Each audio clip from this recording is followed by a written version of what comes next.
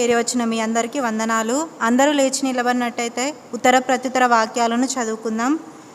91వ కీర్తనను ఒక వచనం నేను, ఒక వచనం మీరు ఉత్తర ప్రత్యుత్తర వాక్యాలుగా చదువుకుందాం. 91వ కీర్తన. మహోన్నతుని చాటున నివసించువాడే సర్వశక్తుని నీడను విశ్రమించువాడు.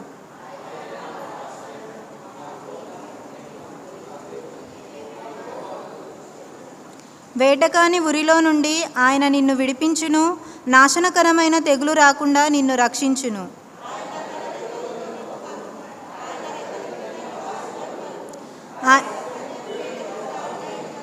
రాత్రివేళ కలుగు భయమునకైనను, పగటివేళ ఎగురు బాణమునకైనను,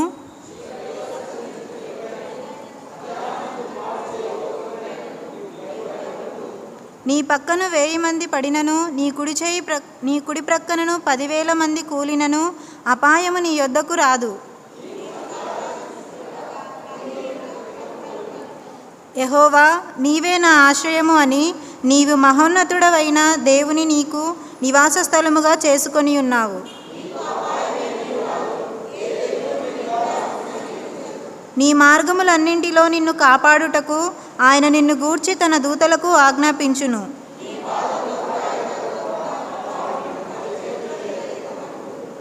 నీవు సింహములను నాగుపాములను త్రొక్కెదవు, కొదమ సింహములను భుజంగములను అనగద్రొక్కెదవు.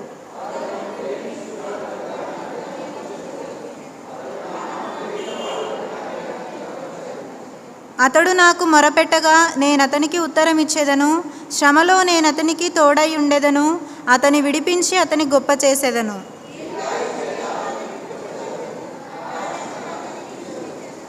దేవుడు తన పరిశుద్ధ వాక్యాన్ని దీవించునుగాక. అలాగే అందరూ ఒక 5 minutes నిల్చున్నట్టయితే దేవుడు ఇంతవరకు మనకు చేసిన మేళ్ళని బట్టి దేవాది దేవునికి స్తుతి చెల్లించుకుందాం. ప్లీజ్ దయచేసి ఎవరు మౌనముగా ఉండకుండగా దేవుడు ఇచ్చిన గొప్ప ధన్యతను బట్టి మనము ఆయనకు ఎంతగానో స్తుతి చెల్లించే వారము కాబట్టి మీ నోర్లను విప్పి ప్రతి ఒక్కరూ ఆయనకు స్తుతి చెల్లించాలని కోరుకుంటున్నాను. మొదటిగా దేవుడు గత వారమంతా మనల్ని కాచి కాపాడి తన కృపలో మరి ఒక దినాన్ని ఇచ్చిన విధానాన్ని బట్టి ఆయనకు థ్యాంక్స్ తెలియజేద్దాం. గత వారమని కాదు, కానీ దేవుడు ప్రతిరోజు మనం ఎక్కడికి వెళ్ళినా కూడా, ఏ స్థితిలో ఉన్నా కూడా ఆయన ఎప్పుడూ మనకు తోడుగా ఉండి మనకు మంచి ఆరోగ్యాన్ని ఇచ్చిన విధానాన్ని బట్టి ఆయనకు థ్యాంక్స్ తెలియజేద్దాం. నిజంగా మనం ఎన్నిక లేని వారం అయినప్పటికీ కూడా ఆయన నిన్ను నన్ను ప్రేమించి ఈ సమయంలో ఎంతోమంది బిడ్డలు ఇంత గొప్ప ధన్యతను మరి పోగొట్టుకొని ఉంటుండగా మనల్ని ప్రేమించి తన సన్నిధిలో నిల్చోబెట్టిన విధానాన్ని బట్టి కూడా ఆయనకు థ్యాంక్స్ తెలియజేద్దాం.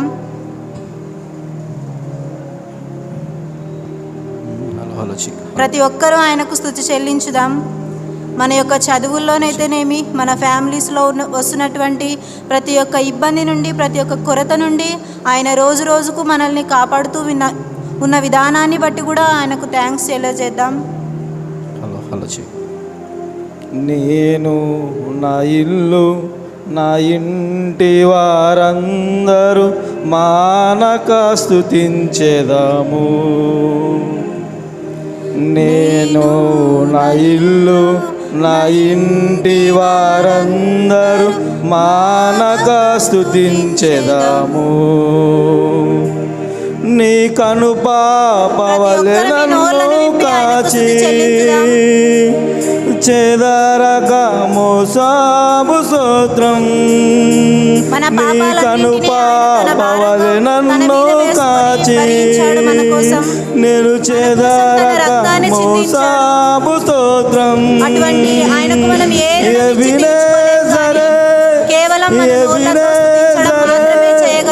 ఇంతకాలం కాచితివే ఎబినేజరే, ఎబినేజరే, నా తోడువై నడచితివే. స్తోత్రం, స్తోత్రం, స్తోత్రం.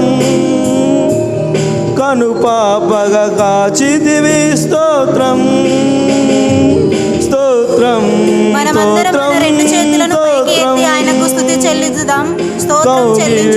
దాచితివి. స్తోత్రం. నేను, నా ఇల్లు నా ఇంటి వారందరూ మానక స్తుతించెదము. నేను నా ఇల్లు నా ఇంటి వారందరూ మానక స్తుతించెదము. నీ కనుపాపవలె నన్ను కాచి నేను చెదరక మోసాబు స్తోత్రం. నీ కనుపాపవలె నన్ను కాచి చెదరక మోసాబు స్తోత్రం. ఎబినేజరే ఎబినేజరే ఇంతకాలం కాచితివే. ఎబినేజరే ఎబినేజరే నా తోడువై నడచితివే. స్తోత్రం స్తోత్రం స్తోత్రం. కౌగిలిలో నన్ను కాచింది స్తోత్రం స్తోత్రం స్తోత్రం స్తోత్రం. అందరూ కలిసి కనుపాపగా కాచితివి స్తోత్రం. ఎడారిలో ఉన్న నా జీవితమును మేలుతో నింపిదివే. ఎడారిలో ఉన్న నా జీవితమును మేలుతో నింపితివే. ఒక కీడైన దరి చేరక నన్ను తండ్రిగా కాచావు స్తోత్రం.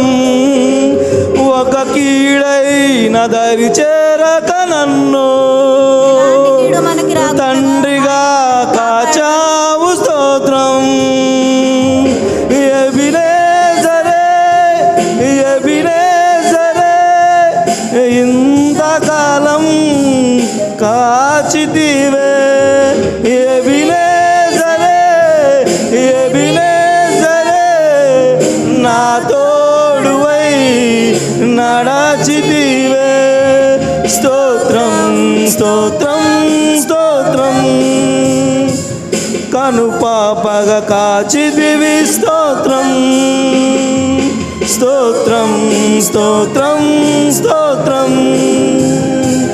కౌగిలిలో దాచితివి స్తోత్రం.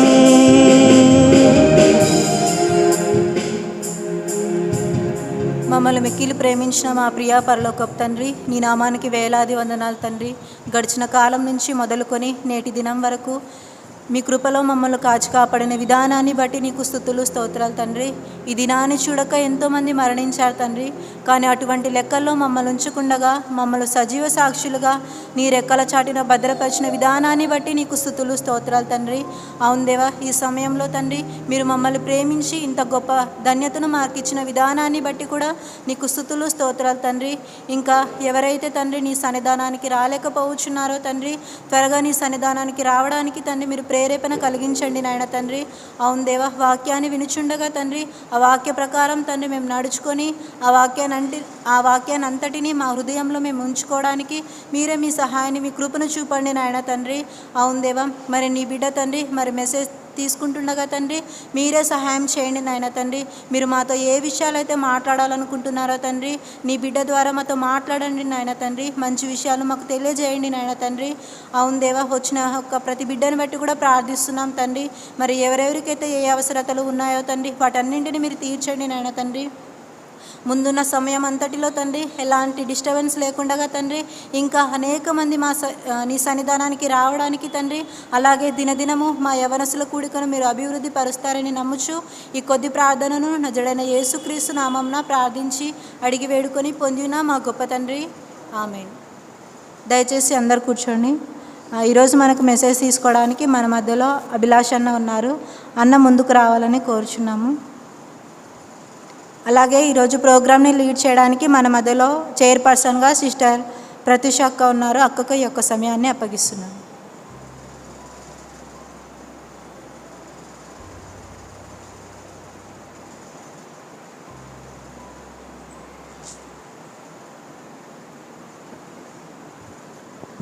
మొదటగా దేవుడు నాకు ఇచ్చిన అవకాశాన్ని బట్టి దేవునికి వందనాలు చెల్లిస్తున్నాను. యూత్ ఫెలోషిప్కి వచ్చిన మీ అందరికీ కృతజ్ఞతాస్తుతులు చెల్లించుకుంటున్నాము. ఈరోజు బైబిల్ రీడింగ్ చేయడానికి గాను బ్రదర్ విజయ్ గారు ఉన్నారు. 1 రాజులు 18:17 నుంచి 21 వరకు చదవలసిందిగా కూర్చున్నాను.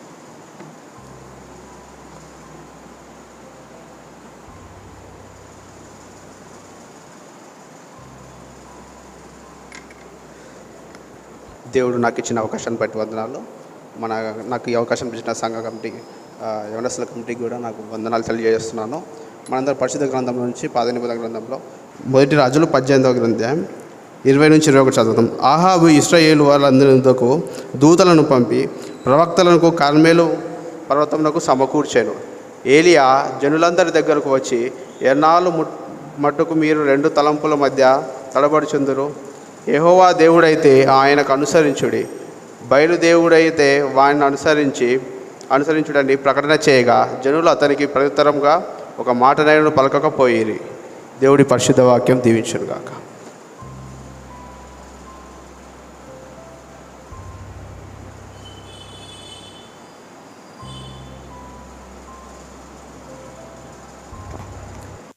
బైబిల్ రీడింగ్ చేసిన బ్రదర్కి కృతజ్ఞతాస్తుతులు చెల్లించుకుంటున్నాము. అందరూ గర్ల్స్ కొంచెం ముందుకు రావాల్సిందిగా కోరుచున్నాను.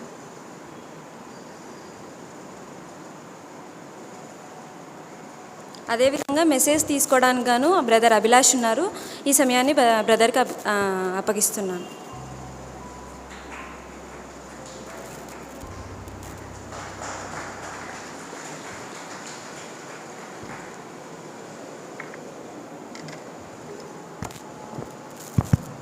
దేవుడు నాకు ఇచ్చిన ఈ అవకాశాన్ని బట్టి మొదటిగా దేవునికి కృతజ్ఞతాస్తుతులు చెల్లిస్తూ ఉన్నాను.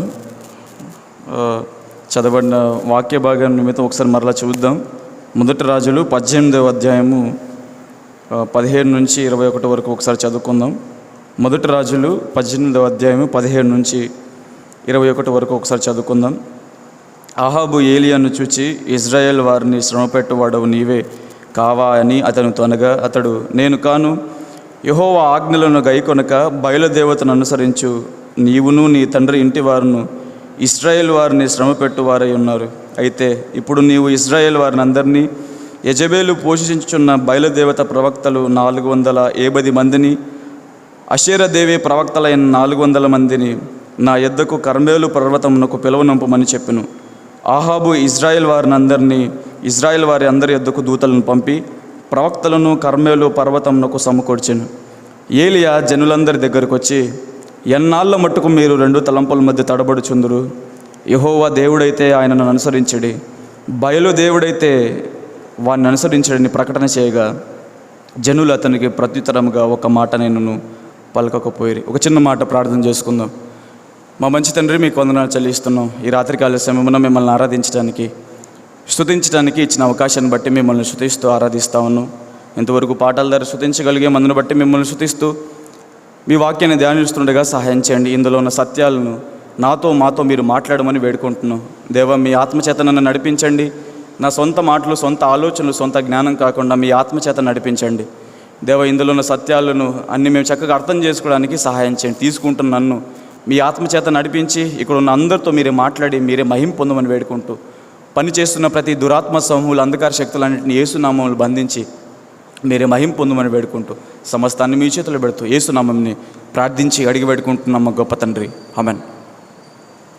ఇక్కడ ఈ 1 రాజుల గ్రంథం 18వ అధ్యాయం యాక్చువల్గా 1 నుంచి మనం ఈ ప్యాసేజ్ అంతా అంటే 46వ వచనాల వరకు చూస్తే ఇక్కడ ఏం జరుగుతుందంటే 17వ అధ్యాయంలో ఇక్కడ ఆహాబు రాజు ఏలియా దగ్గరికి, ఆహాబు రాజు వీళ్ళని పరిపాలిస్తుంటాడు. ఏలియా ఆహాబు దగ్గరికి వెళ్ళి ఏం చెప్తాడంటే, నేను ఎవరిని సన్నిధిని నిలబడ్డాను, యెహోవా జీవంతోడు నేను ప్రమాణం చేసి చెప్తున్నాను, ఈ మాటలు విను అని ఏలియా ఆహాబుతో చెప్తా ఉన్నాడు. నువ్వు అనుకుంటున్నావేమో రానున్న సంవత్సరాల్లో వర్షం పడదు, మంచైనను కురవదు, జాగ్రత్త ఉండండి అని చెప్తాడు. యాక్చువల్గా ఈ ఆహాబు రాజు ఏం చేసేవాడంటే ఇజ్రాయెల్ ప్రజలందరినీ చాలా శ్రమ పెట్టేవాడు. ఇజ్రాయెల్ అందరినీ శ్రమ పెడుతూ చాలా ఇబ్బందులకు గురి చేశాడు. కానీ ఎప్పుడైతే ఏలియా ప్రవక్త ఈ ముందున్న సంవత్సరాల్లో వర్షము మంచెనను కురవదని చెప్పినప్పుడు దేవుడు ఏలియాకి ఏం సమాధానం ఇస్తాడంటే, నువ్వు కేరీతు వారి దగ్గరికి వెళ్ళు, నిన్ను పోషిస్తా, నీకు ఆహారం కోసం ఎదురు చూస్తున్నావా, నీకు కాకోలం ద్వారా నీకు ఆహారం ఇస్తా అని చెప్తాడు. అదంతా అయిన తర్వాత 18వ వచనం ఫస్ట్ వచనంలో ఏం చూస్తాడంటే, తర్వాత దేవుడు మరలా ఏలియాకు ప్రత్యక్షం ఏం చెప్తాడంటే, నువ్వు వెళ్ళి ఆహాబ్ దగ్గరికి వెళ్ళు, ఆహాబ్ దగ్గరికి వెళ్ళి మరలా నేను ఈ ప్రదేశం మీద వర్షం కురిపించబోతున్నాను అని చెప్పినప్పుడు అక్కడ ఆహాబ్ దగ్గర ఒక వ్యక్తి ఉన్నాడు. ఆ ఓబద్య అనే వ్యక్తి చాలా దేవుని యందు భయభక్తులు కలిగిన వ్యక్తి, తర్వాత చాలా గృహ నిర్వాహకుడు, అంటే చాలా నమ్మకంగా పనిచేస్తున్న వ్యక్తి ఆహాబ్ దగ్గర ఉన్న, అతని పేరు ఓబద్య. ఈ ఆహాబ్ ఏం చేశాడంటే ఓబద్యతో, ఈ పరిస్థితులు ఏమో చాలా భయంకరంగా ఉన్నాయి, మన నెక్స్ట్ అప్కమింగ్ పశువులకి జంతువులకి ఏమైనా గడ్డి కావాలి, కాబట్టి మనం వెతకడానికి వెళ్దాం, ఏమైనా దొరుకుతుందేమో అని చెప్పినప్పుడు ఆహాబు ఒక సైడ్ వెళ్తాడు, ఓబద్య ఒక సైడ్ వెళ్తారు. వెళ్ళినప్పుడు అప్పుడు ఆ ఓబద్యకు ఏలియా కనపడతాడు. ఏలియా కనపడి ఏం చెప్తాడంటే, ఏలియా ఇక్కడ ఉన్నాడని చెప్పు, మీ ఆహాబు రాజుకి వెళ్ళి చెప్పు అన్నప్పుడు ఆ ఓబద్య ఏమంటాడంటే, నువ్వు ఇక్కడ ఉన్నావని చెప్పావనుకో నిన్ను చంపేస్తాడు, నిన్ను చంపేయడమే కాదు నన్ను కూడా చంపేస్తాడు అని చాలా ఓబద్య, లేదబ్బా నేను చెప్పడానికి భయం నాకు, నేను వెళ్ళలేను అని చెప్తాడు. కానీ లాస్ట్కి ఏం జరుగుతుందంటే, ఇక్కడ ఈ ఏలియా ఇక్కడ ఉన్నాడని చెప్పు అన్నప్పుడు ఓబద్య వెళ్ళి ఆహాజుకి చెప్తాడు. అప్పుడు ఆహాజు ఏలియాకు నిలబడి ఏం చేస్తారంటే, ఇక్కడ మనం ఈ 18 నుంచి 20 వచనాలు చూస్తే కర్మేలు పర్వతం గురించి తెలియజేస్తున్నాం. ఈ కర్మేలు పర్వతం దగ్గర ఏం చెప్తున్నారంటే, ఇజ్రాయెల్ ప్రజలందరినీ పిలుచు, తర్వాత 450 మంది ప్రవక్తలను పిలిచండి, తర్వాత అషేర దేవతను పూజించే 400 ప్రవక్తలను పిలిచండి, చూద్దాం. ఎందుకు ఈ ఏలియా ప్రవక్త ఈ ఘాటుగా ఎందుకు మాట్లాడుతున్నాడంటే, ఇజ్రాయెల్ ప్రజల్లో అందరితో మాట్లాడుతూ ఏమంటాడంటే, ఎన్నాళ్ళ మట్టుకు మీరు 2 తలంపుల మధ్య ఉంటారు, ఎన్నాళ్ళ మట్టుకు మీరు 2 తలంపుల మధ్య తడుగుతూ ఉంటారు. యెహోవా దేవుడైతే ఆయనను అనుసరించండి, బయలు దేవుడైతే ఆయనను అనుసరించండి, ఇంకా ఎన్నాళ్ళ వరకు. ఇక్కడ మనం ఆలోచించాల్సిన, నేను చెప్పాల్సిన 3 పాయింట్స్ ఏంటంటే, ఈ 3 పాయింట్స్ చాలా జాగ్రత్తగా గుర్తుపెట్టుకోండి. ఎన్నాళ్ళు, హౌ లాంగ్, ఎన్నాళ్ళు, హౌ లాంగ్, 2 తలంపుల మధ్య ఎన్నాళ్ళ వరకు జీవిస్తారు. మూడవది, హూ ఈజ్ యువర్ గాడ్. ఒకటి ఎన్నాళ్ళ వరకు, రెండవది 2 తలంపుల మధ్య, మూడవది నీ దేవుడెవరు. ఈ ప్యాసేజ్ అంతా కూడా ఇది యాక్చువల్గా చూస్తే ఈ 2 తలంపుల మధ్య ఉన్న వారి యొక్క క్వాలిటీస్ చూస్తే ఎలా ఉంటాయంటే, వారు ఒక్కదాని అందే స్థిరంగా ఉండరు, ఒక్కదాని అందే వాళ్ళు నమ్మకం ఉంచరు, తర్వాత వాళ్ళ డిసిషన్ మేకింగ్ అనేది సరిగ్గా ఉండదు, వాళ్ళలో మిక్స్డ్ ఫీలింగ్స్ ఉంటాయి, తర్వాత వాళ్ళు కాంట్రాడిక్టరీ ఐడియాస్తో ఉంటారు, తర్వాత వాళ్ళు ఒక్క సైడ్కే వెళ్ళాలని కమిట్ చేసుకున్న మనస్తత్వం వాళ్ళకు ఉండదు, తర్వాత వారు కేర్లెస్గా ఉంటారు, తర్వాత స్పిరిచువల్గా అన్స్టేబుల్గా ఉంటారు, అంటే ఆధ్యాత్మికంగా స్థిరత్వం లేని వ్యక్తులుగా ఉంటారు, తర్వాత 2 తలంపులు అంటే డబుల్ మైండెడ్ పీపుల్ కానీ వ్యక్తిగా ఉంటారు.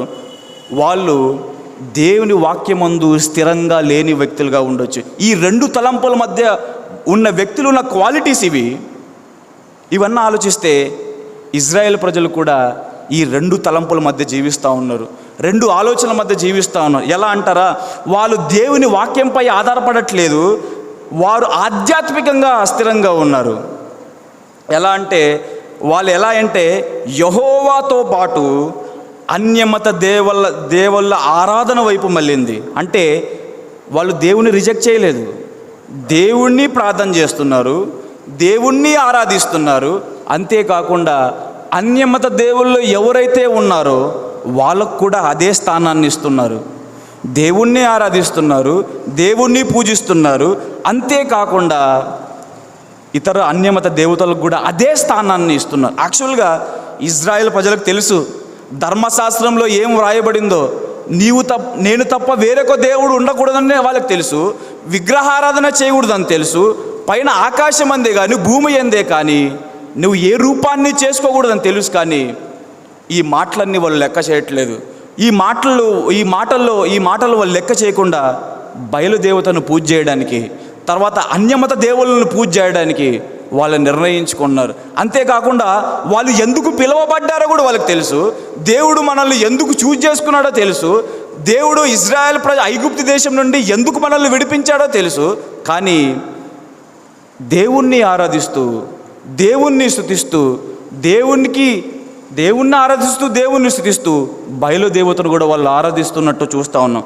అంతేకాకుండా ఈ కర్మేలు పర్వతాన్ని గురించి మనం ఆలోచిస్తే, ఈ కర్మేలు పర్వతం అంటే ఏంటంటే, ఇది అషేరు పర్వతానికి అషేరు ఆ వారసత్వానికి సరిహద్దుగా ఉన్న మనష్షే వారసత్వం యొక్క ఉత్తర ప్రాంతంలో ఉన్న ఒక పర్వతం ఇది. ఈ పర్వతము సముద్ర ఘట్టానికి సుమారు 1800 అడుగుల ఎత్తులో ఉంది. ఇది ఈ కర్మేలు పర్వతం. ఈ కర్మేలు పర్వతం దేనికి సాదృశ్యంగా ఉందంటే, బ్యూటీకి సాదృశ్యంగా ఉంది, ఫ్రూట్ఫుల్నెస్కు సాదృశ్యంగా ఉంది, ప్రాస్పరస్ లైఫ్కి సాదృశ్యంగా ఉంది. దేవుడు ఏలియాతో ఏం చెప్పాడు?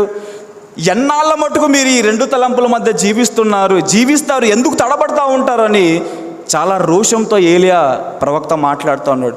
ఒక వ్యక్తి లేకపోతే మన కుటుంబంలో ఏదైనా అన్నప్పుడు, రే ఎన్నాళ్ళ వరకు ఎన్నిసార్లు చెప్పాలరా నీకు? ఎన్నాళ్ళ వరకు ఇలానే ప్రవర్తిస్తావురా? ఎన్నాళ్ళ వరకు నీకు చదవమంటే చదవట్లేదు? ఎప్పుడు వస్తుంది ఆ మాట? చాలా విసిగి కోపగించుకొని ఎన్నిసార్లు చెప్పినా వినకపోవటం బట్టి ఆ మాటలు అంటున్నారు. ఇక్కడ ఇజ్రాయేల్ ప్రజల విషయంలో కూడా దేవుడు చాలాసార్లు ప్రవక్తల ద్వారా, భక్తుల ద్వారా చాలాసార్లు హెచ్చరించినప్పటికీ కూడా ఇజ్రాయేల్ ప్రజల్లో మార్పు రాలేదు. ఇజ్రాయేల్ ప్రజల్లో వాళ్ళ మనసును మార్చుకోలేదు. వాళ్ళు ఎందుకు ఎన్నుకోబడ్డారో, ఎందుకు దేవుడు మనల్ని ఐగుప్తు దేశం నుంచి విడిపించాడో, మాతో ఏం నిబంధన చేశాడో అవన్నీ మర్చిపోయారు.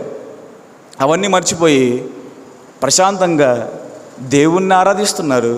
దేవునితో పాటు బయలుదేవతను కూడా ఆరాధిస్తూ ఉన్నారు.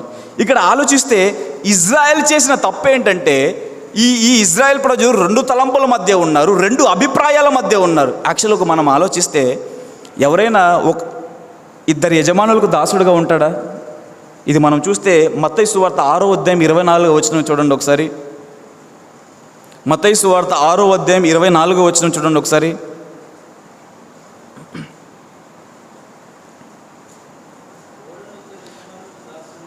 ఉండనేరాడు. ఎవడును ఇద్దరు యజమానులకు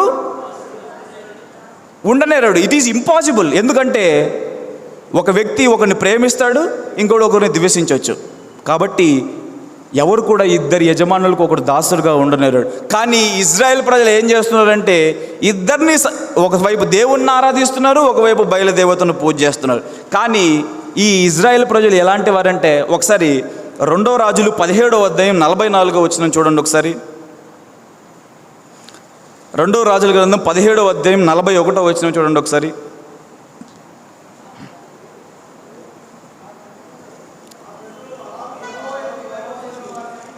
ఎస్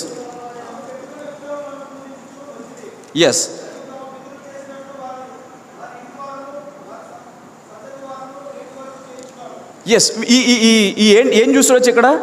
వారు యెహోవాయందు భయభక్తులు గలవారై ఉండి తాము పెట్టుకున్న విగ్రహాలను పూజ చేస్తూ ఉన్నారు. అంటే భయం ఉంది, భక్తి ఉంది, దాంతోపాటు ఏముంది? విగ్రహాలను పూజ చేసే మనసు ఉంది. అంటే రెండు మనసులు కలిగిన వ్యక్తులుగా ఈ ఇజ్రాయెల్ ప్రజలు చూస్తూ ఉన్నాం. అంతేకాకుండా 2వ రాజులు 17వ అధ్యాయము 32-33 వచనాలు చూడండి ఒకసారి.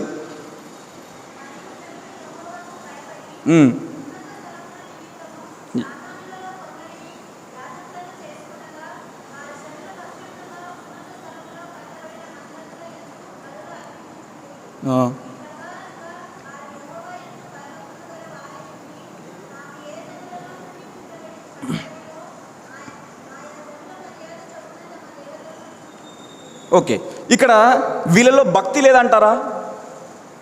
వీళ్ళలో భయం లేదంటారా? దేవుని యందు భయభక్తులు కలిగిన వాళ్ళే వీళ్ళు కూడా, దేవుని యందు విశ్వాసం ఉంచిన వాళ్ళే వీళ్ళు కూడా. వీరు భయము భక్తి కలిగి ఉండి కూడా తమ పితరులు చేసిన విగ్రహాలను, తమ పితరులు చేసిన ఆ ప్రతిమలను మొక్కుతూ విగ్రహారాధన చేస్తున్నట్టు చూస్తూ ఉన్నాం. ఈ ఇజ్రాయెల్ ప్రజలు చేసిన తప్పేంటో చూసాం. రెండు అభిప్రాయాల మధ్య ఊగిసలాడిపోతున్నారు, రెండు తలంపుల మధ్య తడబడుతూ ఉన్నారు. ఎన్నాళ్ళ మటుకు ఇక్కడ ఏలియా ప్రవక్త ఇజ్రాయెల్ ప్రజలతో అంటున్న మాట ఏంటంటే, how long to forget God? ఎన్నాళ్ళ వరకు మీరు దేవుణ్ణి మర్చిపోతారు? ఎన్నాళ్ళ వరకు మీరు సజీవుడైన దేవుణ్ణి మర్చిపోతారు? ఎన్నాళ్ళ వరకు మీరు ఇతర దేవతలు ఎందుకు చూస్తున్నారు? హౌ లాంగ్ మీరు ఎందుకు ఇంకా చెడ్డ మార్గంలో నడవటానికి ఇష్టపడుతున్నారు? ఈ 4 క్వశ్చన్స్ మీరు ఎందుకు లివింగ్ గాడ్ని ఫర్గాట్ అవుతున్నారు, మర్చిపోతున్నారు? ఎందుకు మీరు వేరే దేవతల వైపు మీ తలంపులు చూపిస్తూ ఉన్నారు? ఎందుకు సరైన పద్ధతుల్లో నడవకుండా రాంగ్ డిసిషన్ తీసుకుంటున్నారు అని ఈ మాట చెప్తా ఉన్నాడు. 2 తలంపుల మధ్య ఇజ్రాయెల్ ప్రజలు ఉన్నారు. అంతేకాకుండా ఇజ్రాయెల్ ప్రజలకు తెలుసు మేము ఒక దేవుణ్ణే సేవించాలని, ఒక దేవునికే మేము ఆరాధించాలని. అంతేకాకుండా ఇతరుల దేవతలను పూజించటం అది దేవునికి విరోధమైనదని తెలుసు కూడా వారు ఇతర దేవతలను పూజ చేస్తూ, బయలుదేవతలకు పూజ చేస్తూ వాళ్ళు 2 తలంపుల మధ్య జీవిస్తున్నట్టు చూస్తాం. అసలు ఈ బయలుదేవత అంటే ఎవరు అని ఆలోచిస్తే, ఈ బయలుదేవత కననైట్ పురాణాల్లో బయలు ఒక ప్రధాన వ్యక్తి. ఏంటంటే ఈ బయలు సంతానోత్పత్తికి దేవుడిగా పూజింపబడ్డాడు. అతడు ప్రకృతి దేవుడు, ఋతువులు మరియు పంటలు మొదలైన వాటిని నియంత్రించే దేవుడు, అంటే కంట్రోలింగ్ గాడ్. అంతేకాకుండా ఫలవంతమైన పంటలతో పాటు మందలు మరియు మందల సమృద్ధిని నియంత్రించే దేవుడని ఇజ్రాయెల్ నమ్మారు. యాక్చువల్గా ఈ బయలు గురించి ఏం చెప్తారంటే అతడు సముద్ర దేవుడని మరియు మరణం యొక్క దేవుడు వంటి ఇతర దేవులతో పోరాడుచున్న కథనాలను కలిగి ఉన్నాడని ఈ బయలు గురించి చెప్తాడు. యాక్చువల్గా ఇజ్రాయెల్ ప్రజలు బయలుదేవతను ఎందుకు అనుసరించాల్సి వచ్చింది, ఎందుకు దేవునితో పాటు ఆ ఆరాధనను బయలుతో పాటు ఎందుకు పంచుకోవాల్సి వచ్చిందంటే వాళ్ళలో ఏం విశ్వాసం కలిగిందంటే సంతానోత్పత్తి, తర్వాత పంటలు, పశువులు ఈయన ద్వారా సమృద్ధిగా కలుగుతున్నాయని వాళ్ళు విశ్వసించారు. అంతేకాకుండా ఇజ్రాయెల్ ప్రజలు వ్యవసాయం శ్రేయస్సు కోసమే బయలును ఆరాధించారు. వ్యవసాయం శ్రేయస్సు కోసమే ఇజ్రాయెల్ ప్రజలు బయలును ఆరాధించినట్టు చూస్తున్నాం. ఇక్కడ వాళ్ళు ఈ బయలుదేవతను ఆరాధిస్తున్నప్పుడు దేవుణ్ణి మర్చిపోయారా? ఆయన చేసిన నిబంధనలను మర్చిపోయారా? ఒకసారి ఆలోచిద్దాం. ఆలోచిస్తే ఇజ్రాయెల్ ప్రజలను ఐగుప్తు దేశంలో నుంచి బయటికి తీసుకొచ్చాడు, వాళ్ళు మర్చిపోయారు. ఆ ఐగుప్తు దేశంలో ఫరో రాజు పెట్టిన శ్రమను, ఇబ్బందును, బాధను ఏ విధంగా దేవుడు వాళ్ళని విడిపించారో మర్చిపోయారు. ఆయన ఎలాంటి దేవుడో మర్చిపోయారు. నేను మీకు తోడై ఉంటాను, మీరు నాకు ప్రజలై ఉంటారు, నేను మీకు దేవుడనై ఉంటానని చెప్పిన మాటలను మర్చిపోయారు. ఆయన నిబంధన చేశాడు ఏమని, నేను మిమ్మల్ని ఆశీర్వదిస్తాను, మీకు వాగ్దాన దేశాన్ని ఇస్తానని చెప్పినప్పటికీ కూడా వాళ్ళు దేవుణ్ణి మర్చిపోయినట్టు. ఒకసారి ఆలోచిస్తే ఇజ్రాయెల్ ప్రజలకు అందరికి అంతా తెలుసు, ఇది మనం చేయకూడదని పని, మనం ఒక తలంపు మధ్య జీవించాలని తెలుసు వాళ్ళకు కూడా. కానీ దేవుడి యొక్క ప్రేమను, కృపను వాళ్ళు మర్చిపోయారు.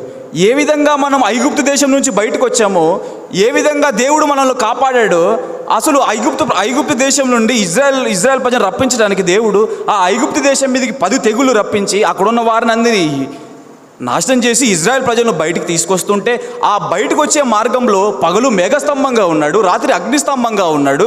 తర్వాత దేవుడు వాళ్ళకి ఆహారం వేసినప్పుడు పరలోకాన్ని నుంచి మన్నాను కురిపించాడు, నీళ్లు లేకున్నప్పుడు బండ నుంచి నీళ్ళు ఇచ్చాడు. వెనకల ఫరో సైన్యం వస్తుంది, ముందు చూస్తే ఎర్ర సముద్రం ఉంది. ఇవన్నీ చూస్తున్న, ఇవన్నీ గమనించారు. దేవుడు ఏ విధంగా మనల్ని బయటికి తీసుకొచ్చాడో అంతా తెలుసు వాళ్ళకు. కానీ దేవునికి ఇవ్వవలసిన ఘనతను, దేవునికి ఇవ్వవలసిన ఆ ప్రఖ్యాతిని ఇజ్రాయెల్ ప్రజలు దేవునికి ఇవ్వలేదు. అంతేకాకుండా ఈ ఇజ్రాయెల్ ప్రజలు పూర్తిగా పూర్తిగా ఆయనని రిజెక్ట్ చేయలేదండి.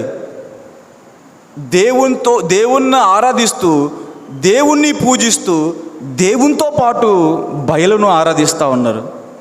దేవుణ్ణి రిజెక్ట్ చేసినట్లు కాదు, దేవుణ్ణి ఆరాధిస్తున్నారు, దేవుణ్ణి పూజిస్తున్నారు, దాంతోపాటు బయలుతో తమ ఆరాధనను పంచుకుంటున్నట్టు చూస్తూ ఉన్నాం. ఇక్కడ మనం నేర్చుకోవాల్సిన ఆ పాఠం చాలా ఉన్నాయి. కానీ మనం ఇక్కడ ఇజ్రాయెల్ ప్రజలు ఎందుకు గాడ్ని, యెహోవా దేవుడు ఎందుకు రిజెక్ట్ చేసి, ఎందుకు తిరస్కరించాలని మనం ఆలోచిస్తే, యాక్చువల్గా ఇజ్రాయెల్ ప్రజలు యేసును మెస్సయ్యగా తిరస్కరించారు. ఎందుకంటే వారు అతనిని విఫలమైన తప్పుడు ప్రవక్తగా వాళ్ళు అనుకున్నారు. యాక్చువల్గా యూదా మత నాయకులు మరి చాలామంది ప్రజలు ఈ రోమన్ పాలనను పడగొట్టే రాజకీయ మరియు సైనిక మెస్సయ్యను వాళ్ళు ఆశించారు. కానీ ఇతనిలో ఏముంది? ప్రేమ మరియు క్షమాపణ బోధించే ఆధ్యాత్మిక నాయకుడు మేము ఆశించలేదు. సైన్యాన్ని, తర్వాత రాజకీయ మరియు వాటిని రోమా పాలనను పడగొట్టే నాయకుని మెస్సయ్యను మేము ఆశించాం. కానీ ఈ ప్రేమ క్షమాపణ చూపించే మెస్సయ్యను మేము అనుకోలే. అందుకే ఇజ్రాయెల్ ప్రజలు యెహోవా దేవుణ్ణి అంటే తిరస్కరించారు. దేవుణ్ణి విడిచిపెట్టలేదు. దేవునితో పాటే బయలును ఆరాధిస్తూ ఉన్నారు. యాక్చువల్గా మనం ఆలోచిస్తే ఈ ఇజ్రాయెల్ ప్రజలు బయలు వైపు ఆకర్షితులయ్యారు. చెప్పాను ఎందుకంటే వారి యొక్క సంతానోత్పత్తి, పశువులు, మందలు అవన్నీ చాలా ఫర్టిలిటీ, ఇవన్నీ ఎక్కువగా అభివృద్ధి పొందడం చూసి ఈ ఇజ్రాయెల్ ప్రజలు బయలుదేవతలకు ఆకర్షితులయ్యారు. అంతేకాకుండా వారు ఎక్కువగా వ్యవసాయ శ్రేయస్సు కోసమే వారు ఇజ్రాయెల్ ప్రజలు బయలుదేవతలకు పూజ చేస్తున్నట్టు, వారి వైపుకు తిరిగినట్టు మనం చూస్తూ ఉన్నాం. వాళ్ళకి తెలుసు దేవుడు మనల్ని ఏ విధంగా నడిపించాడు, ఏ విధంగా మనల్ని కాపాడాడు, ఏ విధంగా మనల్ని సంరక్షించాడు, అవన్నీ తెలుసు. కానీ వాళ్ళు అవన్నీ మర్చిపోయారు. ఒకసారి ఆలోచిద్దాం.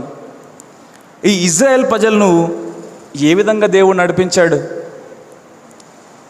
పగలు మేఘస్తంభంగా ఉన్నాడు, రాత్రి అగ్నిస్తంభంగా ఉన్నాడు, తర్వాత ఏం కావాలంటే అది ఇచ్చాడు. ఒకసారి ఆలోచిస్తే మీరు యెహోషువ గ్రంథం చూడండి ఒకసారి. యెహోషువ 24వ అధ్యాయము ఒకసారి 15వ వచనం చదువుతారా?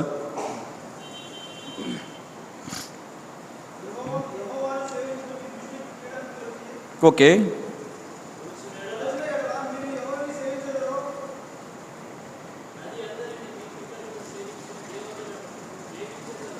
ఓకే.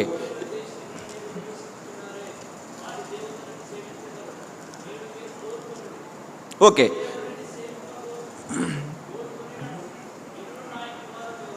సేవించదాం. ఇక్కడ ఆలోచిస్తే ఇజ్రాయెల్ ప్రజలను దేవుడు ఏ విధంగా విడిపించాడో, ఇజ్రాయెల్ ప్రజల పట్ల దేవుడు ఏ విధంగా కనికరం చూపించాడో, ఏ విధంగా కృప చూపించాడో ఇక్కడ మనం కొన్నిసార్లు ఆలోచిస్తే 7వ వచనంలో ఉంది, నేను చేసిన దానిని మీరు కన్నులారా చూచితిరి అంటాడు. 8వ వచనంలో అమోరీయులను మీ చేతికి అప్పగించి తిని అంటాడు. 9వ వచనంలో మీ ఎదుట నిలవకుండా వారిని నశింపజేసి తిని అంటాడు. 10వ వచనంలో బిలాము చేతిలో నుండి నేను మిమ్మల్ని విడిపించి తిని అంటాడు. తర్వాత కింద వరుసలో చూస్తే అమోరీయులు, పెరిజ్జీయులు, కనానీయులు, హిత్తీయులు, గిర్గాషీయులు, హివ్వీయులు, ఎబూసీలు వారందరినీ మీ చేతికి అప్పగించి తిని. ఇజ్రాయెల్ ప్రజల్ని విడిపించడానికి దేవుడు ఆయన వాళ్ళ ఎదుటే కనులారా చేశాడు చాలా అద్భుత కార్యాలు. ఎర్ర సముద్రాన్ని 2 పాయలుగా చేసింది వాళ్ళు కనులారా చూశారు. నీళ్ళ కోసం అడిగినప్పుడు బండ నుంచి నీళ్ళు ఇచ్చింది వాళ్ళు కన్నులారా చూశారు. కొన్నిసార్లు చూస్తే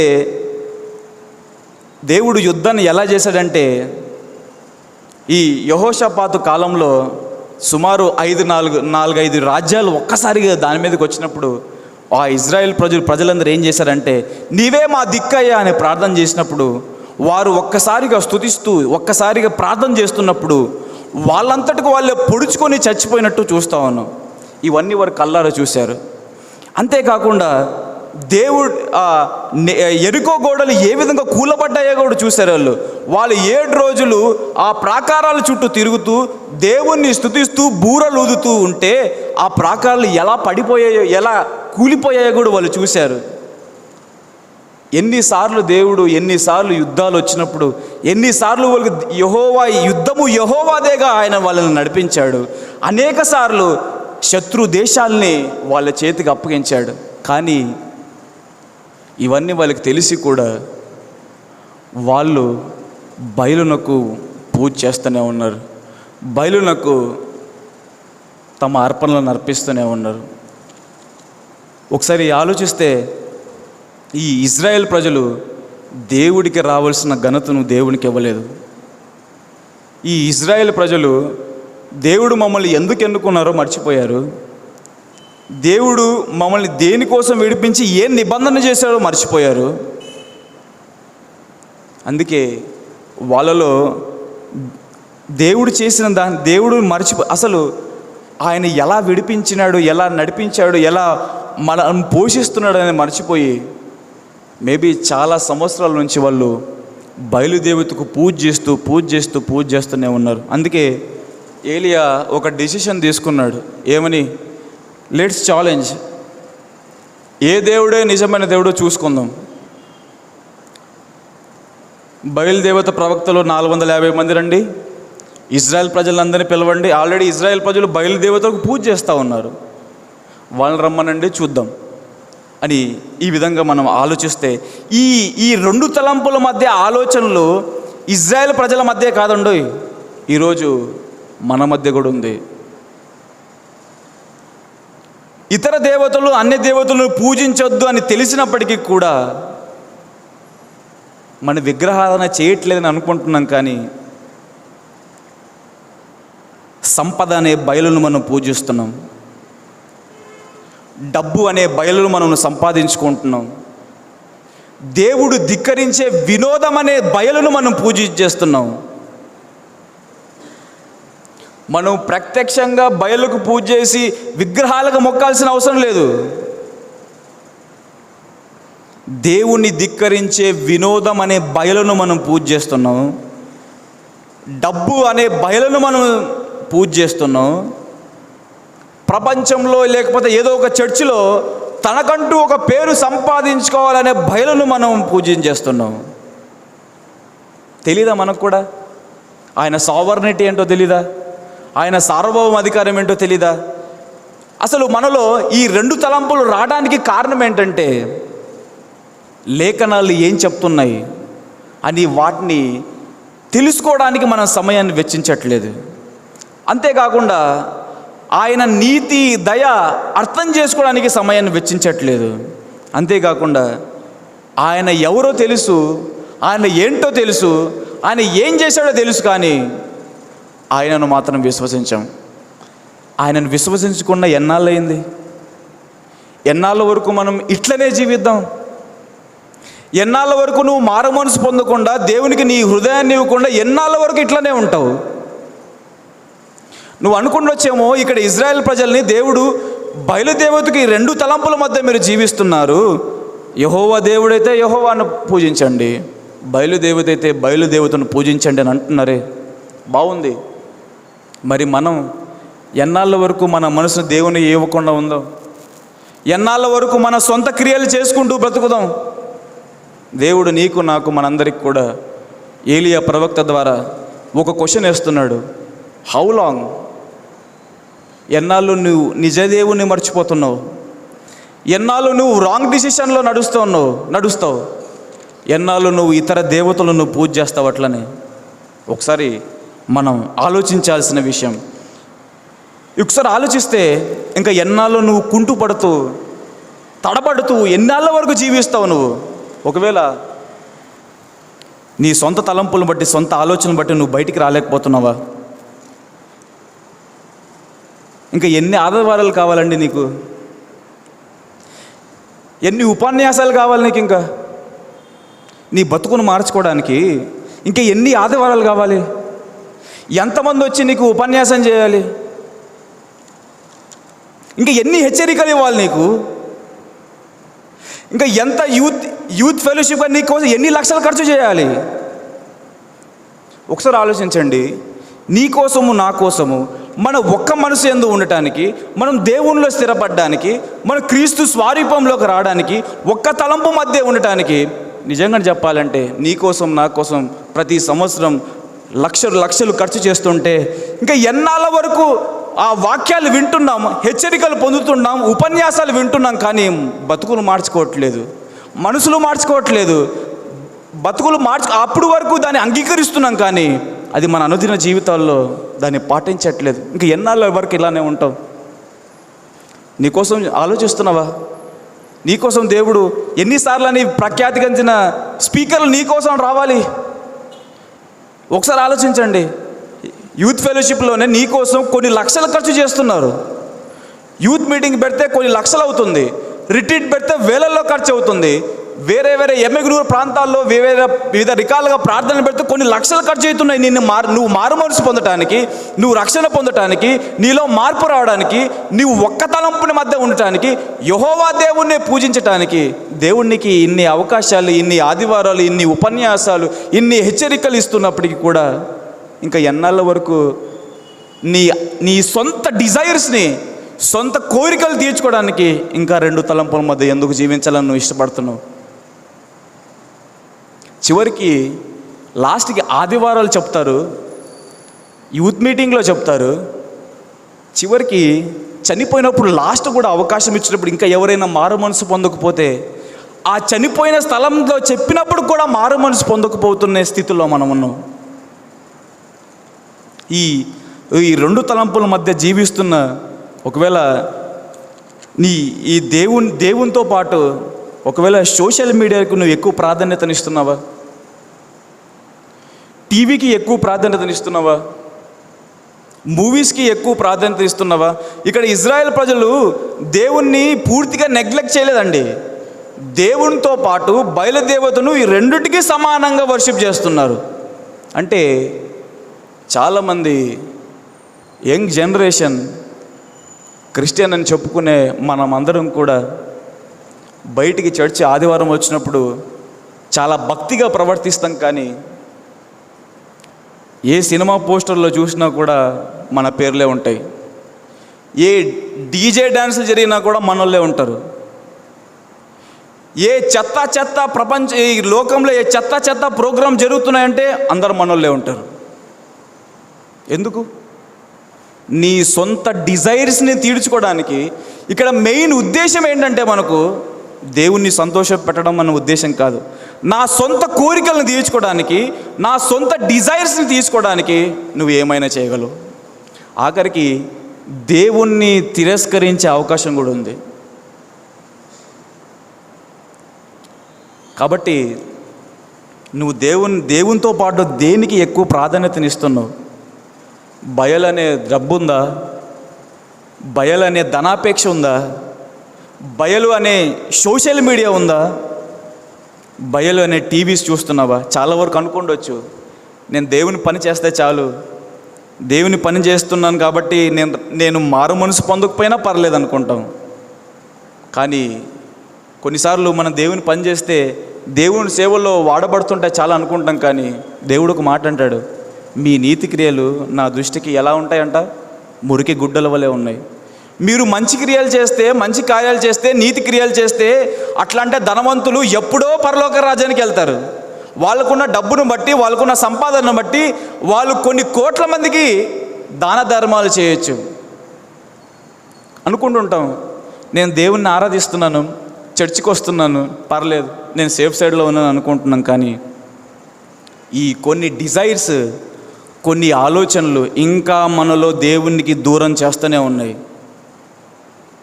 ఒకసారి మనకు మనం పరీక్షించుకోవాల్సిన అవసరం ఎంతైనా ఉంది.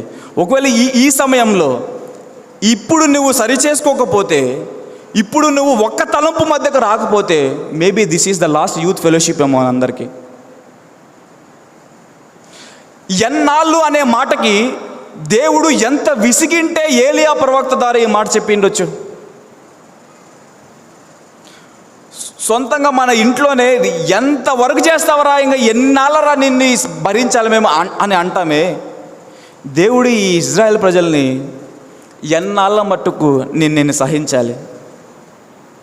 ఒకవేళ దేవుడు నీతోనూ నాతో మాట్లాడుతున్నాడు, ఒకవేళ రక్షింపబడి బాప్తీసం తీసుకొని కూడా రెండు తలంపుల మధ్య జీవిస్తున్నావా? కొన్నిసార్లు మన ప్రయారిటీస్ తర్వాత మనకు కొన్ని ఇష్టమైన వాటి చేయడానికి దేవుణ్ణి కూడా దూరం పెడతాం. ఒకవేళ దేవుడు నీతో నాతో మాట్లాడుతున్నాడు, ఏంటి నువ్వు రెండు తలంపుల మధ్య జీవిస్తున్నావు. మారు మనసు పొందని వారు, ఇంకా మారు మనసు పొందకుండా చాలామంది వచ్చారు, సువార్త విన్నావు, సరి చేసుకుంటున్నావు, కానీ దాని ప్రకారంగా జీవించలేకపోతున్నావు. మేబీ దేవుడు నీతో నాతో మాట్లాడుతున్నది, ఇంకెన్నాళ్ళు ఇలానే ఉంటావు, ఎన్నాళ్ళు ఇలానే బతుకుతావు. ఒక తీర్మానం తీసుకో. నువ్వు లోకంలో ఉండాలనుకున్నావా? లోకంలో ఉండవు, నో ప్రాబ్లం. ఇక్కడ దేవుడు ఏలియా ప్రవక్త ఏమంటున్నాడు? ఎన్నాళ్ళ వరకు మీరు రెండు తలంపుల మధ్య తడబడుచుండరు? యెహోవా దేవుడైతే యెహోవాను ఆరాధించండి, బయలు దేవుడైతే బయలును ఆరాధించండి. దిస్ ఈజ్ మనం ఒక తీర్మానం తీసుకొని ఇక్కడి నుంచి వెళ్ళాల్సిందే. నువ్వు యెహోవాను ఆరాధించాలనుకున్నావా? నీకున్న డిజైర్స్ని వదిలేసి నువ్వు యెహోవాను సేవించాలనుకుంటున్నావా? నువ్వు దేవుణ్ణి సంతోషపెట్టే క్రియలు చేయి. కొన్నిసార్లు మనం చేసే క్రియలు కొన్నిసార్లు మన కేరింగ్ పార్ట్నర్స్ కోసం కూడా మనం దేవుణ్ణి మర్చిపోయే అవకాశం చాలాసార్లు చూస్తాం. లవ్లో పడిపోయిన వాళ్ళు చాలామంది ఉన్నారు. లవ్ చేస్తూ దేవుణ్ణి మర్చిపోయిన వాళ్ళు చాలామంది ఉన్నారు. దేవునికి ప్రాధాన్యత తగ్గించి వాళ్ళకి ప్రేమించిన వారికి ఎక్కువ ప్రాధాన్యత ఇచ్చిన వాళ్ళు ఉన్నారు. ఏవి నిన్ను దేవునికి దగ్గరకు రాకుండా చేస్తున్నాయి? నీ కోరికలా? లేకపోతే చాలాసార్లు అంటుంటాం, ఇప్పుడు ఎంజాయ్ చేయకపోతే ఎప్పుడు ఎంజాయ్ చేస్తావురా? కాలేజీలో వింటూ ఉంటాం ఈ పదాలు చాలా. నువ్వేంద్రా నాయన, ఇప్పుడు కాకపోతే ఎప్పుడు ఎంజాయ్ చేస్తావు? ఒకవేళ ఎంజాయ్ మిస్ అవుతున్నాను నేను దేవునికి దూరం అవుతున్నావా? లేకపోతే ఈ ఎంజాయ్మెంట్ మన ఫ్యూచర్లో రాదని అనుకుంటున్నావా? దేవుడు స్పష్టంగా నీతో నాతో మాట్లాడుతుండేది ఏంటి? నువ్వు యెహోవా దేవుడని నువ్వు తలుస్తుంటే ఈరోజు ఒక డిసిషన్ తీసుకో. లేదా నిన్ను నా సొంత కార్యాలు బట్టే, నా సొంత డిజైర్స్ని బట్టే, నా సొంత కార్యాలు నన్నుకు నేను సంతోషపరచడానికే నేను ఈ లోకంలో జీవిస్తానని నువ్వు తీర్మానం తీసుకుంటే you can lead your own life. నీ సొంత జీవితాన్ని నువ్వు జీవించడానికి దేవుడు ఓకే, నో ప్రాబ్లం. అందుకే దేవుడు ప్రకటన గ్రంథంలో ఒక మాట అంటాడు, నువ్వు చల్లగానైనా ఉండు, లేకపోతే వెచ్చగానైనా ఉండు, లేకపోతే నువ్వు వెచ్చగా ఉంటే నిన్ను ఉమ్మి వేస్తానంటాడు. కాబట్టి ఒక డిసిషన్ తీసుకొని ఇక్కడి నుంచి బయలుదేరదాం, ఒక తీర్మానం తీసుకొని ఇక్కడి నుంచి బయలుదేరదాం. ఒకవేళ ఇదే నీకు లాస్ట్ యూత్ ఫెలోషిప్ అవుతుందేమో మనకు తెలీదు. ఒకవేళ ఇదే లాస్ట్ యూత్ ఫెలోషిప్ అయింటే నువ్వు ఒక్క తలంపు మధ్యకి రాకపోతే, రెండు తలంపుల మధ్య జీవిస్తూ ఉంటే నేను మనమందరం కూడా దేవుని ప్రేమను, దేవుని అనుగ్రహాన్ని పొందలేం. కాబట్టి నీ డిసిషన్ ఏంటి? నీ ఆలోచన ఏంటి? ఎన్నాళ్ళ వరకు ఇట్లనే జీవిస్తావు? ఎన్నాళ్ళ వరకు దేవుని వాక్యాన్ని వింటానే ఉంటావు కానీ దాని మాట ప్రకారంగా జీవించడానికి ఇష్టపడట్లేదా? ఎంతమంది వచ్చారండి, ఎంతమంది ప్రఖ్యాతిగా పొందిన స్పీకర్స్ వచ్చారు. మారు మనసు పొందడానికి ఇష్టపడం. ఎందుకంటే మనల్ని అవి దేవుని వాక్యాన్ని అంటే మనం ఎంజాయ్ చేయలేమేమో. కొన్నిసార్లు మన సొంత డిజైర్స్ని మనల్ని మనం సంతోషపెట్టడానికి దేవుని వాక్యం అడ్డొస్తుందేమో. మనం ఇప్పుడు ఎంజాయ్ చేయకపోతే ఎప్పుడు ఎంజాయ్ చేస్తాం అని ఇవి అడ్డొస్తుంటాయి. ఇంకా ఎన్నాళ్ళ వరకు అలానే జయించుకోకుండా ఉంటావు? ఎన్నాళ్ళ వరకు నీ జీవితాన్ని దేవునికి సబ్మిట్ చేసుకోకుండా ఉంటావు? ఒకవేళ ఈరోజు కూడా నువ్వు డిసిషన్ తీసుకోకపోతే, ఈరోజు కూడా నువ్వు ఒక్క తలుపు మధ్యకు రాకపోతే నువ్వు బ్యూటీ లైఫ్ను చూడలేవు, ఫ్రూట్ఫుల్నెస్ లైఫ్ చూడలేవు, ప్రాస్పరస్ లైఫ్ను చూడలేవు. దేవుడు నిన్ను దేనికి అప్పగిస్తాడో అది నీ యొక్క నిర్ణయానికే కట్టుబడి ఉంటుంది. యాక్చువల్గా మనం ఒక్క తలంపు మధ్యకు వచ్చామనుకో, దేవుడు ఏ విధంగా మనల్ని పోషిస్తాడో ఒక 2-3 వచనాలు చూసుకొని మనం ముగించుకుందాం. ఆయన కృప ఎలా ఉంటుందంటే, ఆయన కృప యుగ యుగముల వరకు ఉంటుంది. ఆయన కృప 1000 తరముల వరకు చూపిస్తాడు. ఆయన యందు భయభక్తులు కలిగే వారి పట్ల, ఆయన యందు విశ్వాసం ఉంచిన వారి పట్ల ఆయన కృప యుగ యుగముల వరకు, తరతరముల వరకు, 1000 తరముల వరకు చూపిస్తానంటాడు. నువ్వు ఒక్క తలంపుకు వస్తే నువ్వు ఎంత బ్లెస్డ్ లైఫ్ జీవిస్తావు? నువ్వు ఒక్క తలంపుకు వస్తే నువ్వు ఎంత ఆశీర్వాదింపబడతావు? నువ్వు ఒక్క తలంపు వచ్చి యెహోవాయే దేవుడని నువ్వు దేవుణ్ణి నా దేవుడని నువ్వు తీర్మానం తీసుకుంటే ఎంత బ్లెస్డ్ లైఫ్ నువ్వు చూస్తావు. ఒకసారి ద్వితీయోపదేశకాండం 8వ అధ్యాయం 4వ వచనం ఒకసారి చూడండి.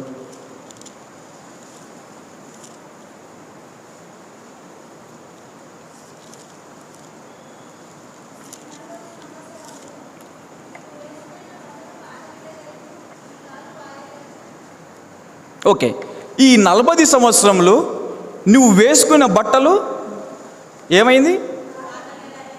నీ కాళ్ళు వాయలేదు. ఇక్కడ ఒకసారి ఆలోచించండి. రియల్గా ఆయన కృప ఎలా ఉంటుందంటే, ఈ 40 సంవత్సరాల వారు ఆ ఐగుప్తు దేశం నుండి కనాను దేశానికి ప్రయాణమై వెళ్తూ ఉన్నప్పుడు మేబీ వాళ్ళు వేసుకున్న బట్టలు పాతగిల్లలేదంట. ఒకసారి ఆలోచించండి. వాళ్ళు ఎక్కడైనా బట్టలు మార్చుకున్నట్టు మనం చూస్తామా?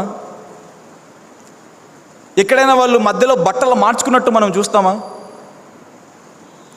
వాళ్ళు వేసుకున్న బట్టలు, ఫర్ ఎగ్జాంపుల్ నాకు ఒక 20 సంవత్సరాలు, నేను ఈ డ్రెస్తో ఉన్నాను. ఇక్కడ నుంచి 40 సంవత్సరాలు కౌంట్ చేస్తే ఎంత అవుద్ది? 60 సంవత్సరాలు. నేను వేసుకునే ఈ బట్టలు 60 సంవత్సరాల వరకు పాతగలేదంట. అంటే నేను పెరిగే కొద్దీ ఆ బట్టలు ఎలా సరిపోయాయో మనకు తెలీదు. ఒకసారి ఆలోచించండి. వాళ్ళు ఈ 40 సంవత్సరాలు ఒక చిన్న పిల్లోని తీసుకుంటే, ఒకటో సంవత్సరం పిల్లోని ఆ బట్టలు వేసుకునే వ్యక్తి ఆ 40 సంవత్సరాలు వచ్చేంత వరకు వాడు వేసుకున్న బట్టలు పాతకెళ్ళలేదంట. ఆ చిన్న పిల్లవాడు ఫస్ట్ ఇయర్లో వేసుకున్న బట్టలు 40 సంవత్సరాలకు సరిపోతాయా?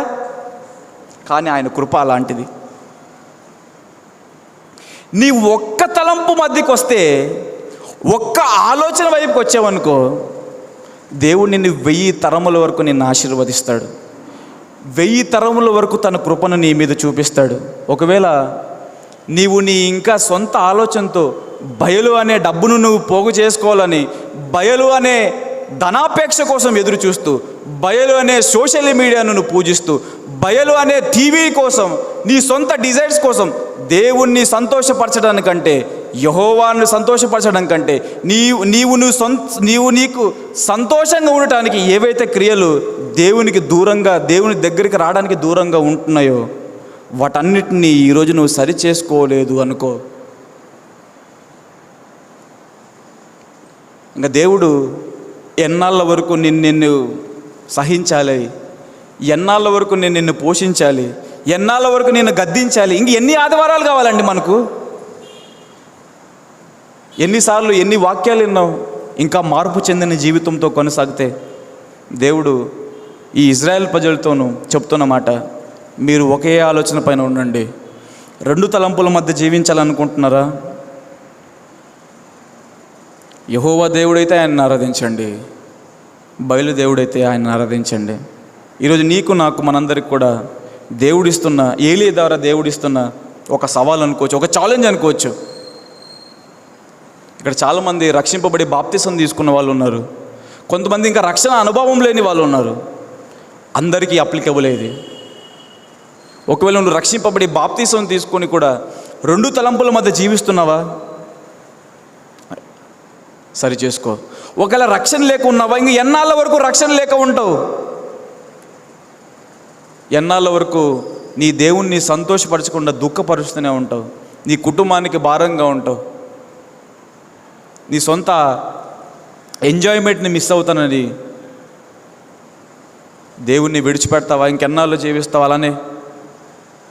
ఒక తీర్మానం తీసుకుని కళ్ళు మూసుకుందాం అందరూ. నీ దేవుడు ఎవరు? మూడే 3 క్వశ్చన్స్ వేసుకుందాం. ఇజ్రాయెల్ ప్రజలు దేవునికి ఇవ్వాల్సిన ఘనతను దేవునికి ఇవ్వలేదు. అంతేకాకుండా దేవుని ప్రేమను, కృపను కూడా మర్చిపోయారు వాళ్ళు. ఒక 3 క్వశ్చన్లు వేసుకుందాం.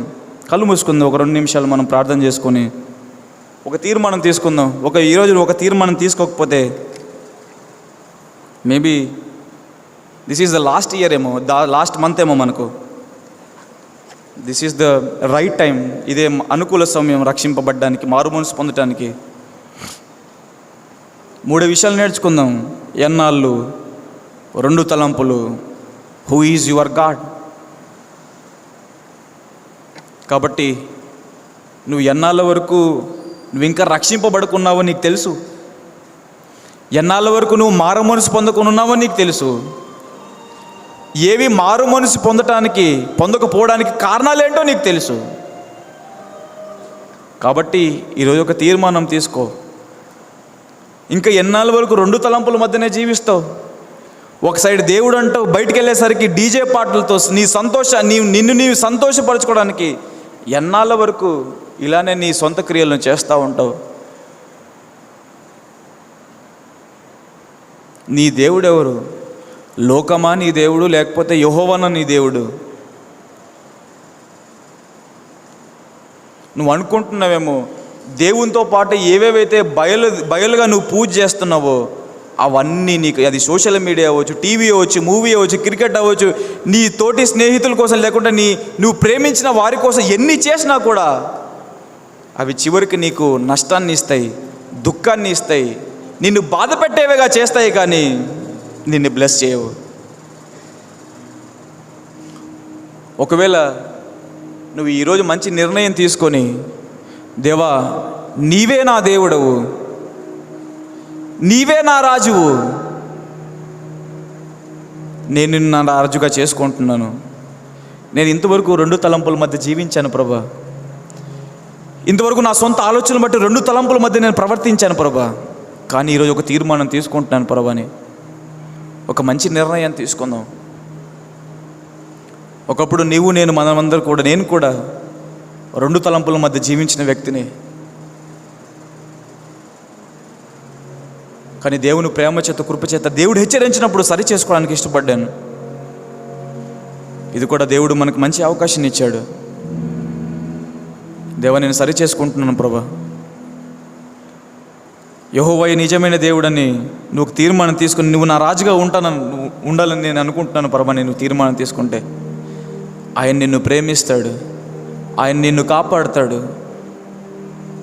పగులు ఎండ దెబ్బలకు తగులకుండా, రాత్రి వెన్నెల దెబ్బలు తగులకుండా, రోగమైన ఏదీ రాకుండా దేవుడు నిన్ను కాపాడుతాడు. నీ పక్కన 10,000 మంది, కుడి పక్కన 1000 మంది పడిన, నీ కుడి పక్కన 10,000 మంది కూలను అపాయం నీ ఎద్దుకు రాకుండా కాపాడుతాడు. మరి ఏ దేవుడు కావాలి నీకు? అల్పకాల సంతోషాన్ని ఇచ్చే ఈ లోకానుసారమైన బయలుదేవత లాంటి ధనాపేక్ష కావాలా? సోషల్ మీడియా కావాలా? టీవీ కావాలా? మూవీస్ కావాలా? ఇంకా నీ సొంత నిన్ను సంతోషపరిచేటి కావాలా? లేకపోతే నిత్యము మనతో ఉండే యెహోవా మనకు కావాలా?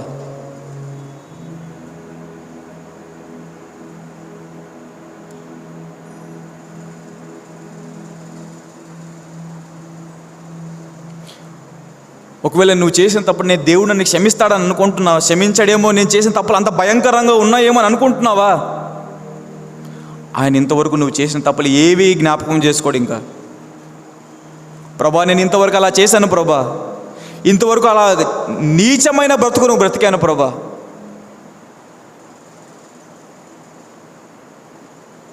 నిన్ను ప్రేమించినంతగా ఆయన ఈ లోకంలో ఎవరిని ప్రేమించాడు. నిన్ను ఇష్టపడినట్లు ఎవరిని అలా ఇష్టపడాడు దేవుడు. నువ్వు చేసిన తప్పు ఏదైనా ఉండొచ్చు, ఆయన మరలా జ్ఞాపకం చేసుకోడు. నిన్ను తన హక్కును చేర్చుకోవడానికి 2 చేతులు చాచి ఆయన నీకోసం సిద్ధంగా ఉన్నాడు. నిన్ను హత్తుకోవడానికి, నిన్ను కౌగలించుకోవడానికి, నీతో కలిసి భోజనం చేయడానికి. ఒకవేళ ఇన్నాళ్ళనే మాట నీ మనసుకు తాకి దేవుడు నిన్ను హెచ్చరిస్తూ ఉంటే దేవునితో ఈ మాట చెప్పు. దేవా నీవే నా దేవుడు ప్రభా, నీవే నా రాజు ప్రభా, నిన్నే పూజిస్తాను ప్రభా, నిన్నే ఆరాధిస్తాను ప్రభా అని ఒక మాట చెప్దాం. మా మంచి తండ్రి మీకు వందనాలు చెల్లిస్తున్నాం. ఈ రాత్రికాల సమయంలో ప్రభు మిమ్మల్ని ఆరాధించడానికి, స్తుతించడానికి ఇచ్చిన మంచి అవకాశాన్ని బట్టి మిమ్మల్ని స్తుతిస్తా ఉన్నాం. మా దేవుడు ఎవరో మేము ఈరోజు తీర్మానం తీసుకున్నాం. మా రాజు ఎవరో ఈరోజు మేము తీర్మానం తీసుకున్నాం. ఎవరైతే యెహోవాయే నా దేవుడు, యెహోవాయే నా రాజుని తీర్మానం తీసుకున్నారో వాళ్ళందరిని బట్టి మిమ్మల్ని స్తుతిస్తున్నాం ప్రభా. అందుని బట్టి మిమ్మల్ని ఆరాధిస్తున్నాం ప్రభా. దేవా మా జీవితాలను కట్టే దేవుడు మీరే, మమ్మల్ని ప్రేమించే దేవుడు మీరే, మమ్మల్ని పోషించే దేవుడు మీరే. యుగయుగముల వరకు మాకు తోడుగా ఉంటానన్నావు. మీ కృపను, మీ ప్రేమను 1000 తరముల వరకు చూపిస్తానని వాగ్దానం చేసిన దేవుడు ప్రభు మీరు. కాబట్టి ఎవరైతే ఈ విధంగా ప్రార్థన చేసుకున్నారో వాళ్ళందరిని బట్టి మిమ్మల్ని స్తుతిస్తున్నాం. అందరితో మీరు మాట్లాడినందుకే మీకు వందనాలు, మీ ఆత్మకార్యాన్ని జరిగించినందుకే మీకు వందనాలు చెల్లిస్తున్నాం. చక్కగా నన్ను వాడుకున్నందుకే మీకే మహిమ, మీకే ఘనత, మీకే ప్రభావంలో ఆరోపిస్తూ దేవా అందరితో మీరు మాట్లాడినందుకే, అందరూ ఒక తీర్మానం తీసుకునే విధంగా అందరూ మీరు సరిచేసినందుకే మీకే వందనాలు, మీకు స్తోత్రాలు చెల్లిస్తూ మీరు చేసిన ఈ సహాయాన్ని బట్టి, మీరు చేసిన మేలను బట్టి, మీ ఆత్మకార్యాన్ని జరిగించిన విధానాన్ని బట్టి మీకే మహిమ, మీకే ఘనత, మీకే ప్రభావములు ఆరోపిస్తూ సత్యమునకు సాక్షులుగా ఈ లోకంలో ఉప్పు వలె జీవించడానికి, ఈ లోకంలో వెలుగు సంబంధులుగా జీవించడానికి, నమ్మకమైన వారిగా జీవించడానికి మా అందరికీ సహాయం చేయమని వేడుకుంటూ ఇంతవరకు సహాయం చేసినందుకు మీకు వందనాలు చెల్లిస్తూ మీరే మా దేవుడు అని నమ్ముతూ మీరే మా దేవుడు అని మేము తీర్మానం తీసుకుంటున్నందుకే మీకు వందనాలు చెల్లిస్తూ మీరు చేసిన సహాయాన్ని బట్టి స్తుతిస్తూ ఇంతవరకు మీరు నాతో నడిపించినందుకే మీకు వందనాలు చెల్లిస్తూ మీకే వందనాలు మీకు స్తోత్రాలు చెల్లిస్తూ యేసునామమున ప్రార్థించి అడిగి వేడుకుంటున్నాము గొప్ప తండ్రి ఆమెన్. ఈ అవకాశం ఇచ్చిన యూత్ కమిటీ వారికి థ్యాంక్స్ తెలియజేస్తూ ముగిస్తున్నాం.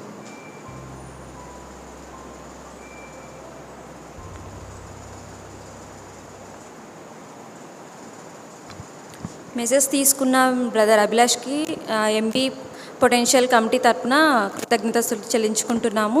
ఇప్పుడు ఆఫరింగ్స్ ఉంటాయి. ఆఫరింగ్స్ తీయడానికి గాను సిస్టర్స్ నుంచి గాను బ్రదర్స్ ఒకరు తీసుకోవాల్సిందిగా కోరుచున్నాము. అదే ఎవరైనా ప్రేరేపించిన వాళ్ళు పాట పాడవలసిందిగా కోరుచున్నాను. ఓ మానవా నీ పాపం మానవా యేసయ్య చెంత చేరి నీ బ్రతుకు మార్చవా. ఓ మానవా నీ పాపం మానవా యేసయ్య చెంత చేరి నీ బ్రతుకు మార్చవా. పాపములోనే బ్రతుకుచున్నచో చెడును నీ దేహము పాపములోనే మరణించినచో తప్పదు నరకము. పాపములోనే బ్రతుకుచున్నచో చెడును నీ దేహము పాపములోనే మరణించినచో తప్పదు నరకము. ఓ మానవా నీ పాపం మానవా యేసయ్య చెంత చేరి నీ బ్రతుకు మార్చవా. ఓ మానవా నీ పాపం మానవా యేసయ్య చెంత చేరి నీ బ్రతుకు మార్చవా. ఎంతకాలము దేవుని విడిచి తిరుగుచుందువు ఎంతకాలము దేవుడు లేక బ్రతుకుచుందువు ఎంతకాలము దేవుని మాటను ఎదురించెదవు ఎంతకాలము దేవుని నీవు దుఃఖపరతువు. యేసయ్యే నీ పాపం కొరకు ప్రాణం పెట్టెను. యేసయ్య నిన్ను రక్షించి పరమున చేర్చెను. యేసయ్యే నీ పాపం కొరకు ప్రాణం పెట్టెను. యేసయ్య నిన్ను రక్షించి పరమున చేర్చును.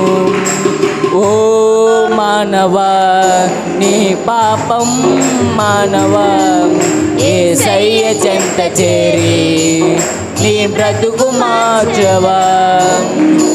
ఓ మానవా నీ పాపం మానవా యేసయ్య చెంత చేరి నీ బ్రతుకు మార్చవా.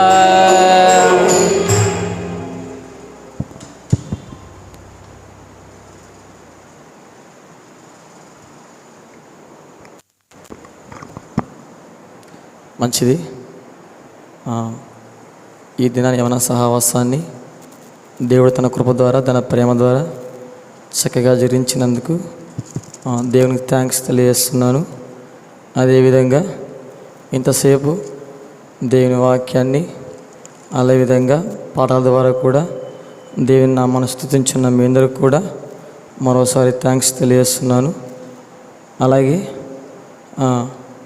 మేము అడిగిన వెంటనే ఆ స్పీకర్గా ఒప్పుకున్నటువంటి బ్రదర్ అభిలాష్ గారికి కూడా థ్యాంక్స్ తెలియజేస్తున్నాను. అలాగే ఈరోజు చైర్పర్సన్గా లీడ్ చేసినటువంటి సిస్టర్కి కూడా థ్యాంక్స్ తెలియజేస్తున్నాను. కొన్ని అనౌన్స్మెంట్స్ ఉన్నాయి, గమనించండి. మనకు ప్రతి మంగళవారం యవన సహవాసం సాయంత్రం 7:30 నుండి 9 గంటల వరకు యవన సహవాసం కొడుకు జరుగును. మీతో పాటు మీకు స్నేహితులను తీసుకోవాల్సిందిగా మనవి చేస్తున్నాను. అదేవిధంగా ప్రతి గురువారం కూడా ఎన్టీఆర్ కాలనీ యందు పెనియోలు సంఘంలో యవన సహవాస కొడుకు జరుగును.